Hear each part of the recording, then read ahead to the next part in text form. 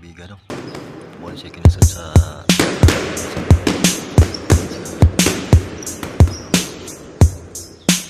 mga kaon makahilo sa mga kaibigan.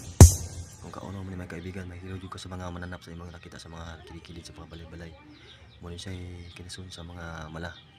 Importante ayaw di hilabti kay bawal jud na siya, pero nangita po siya habang nangita po siya pagkaon para silang pamilya mabusog po pagkaon pa sila. Muna siya kinasun sa mala.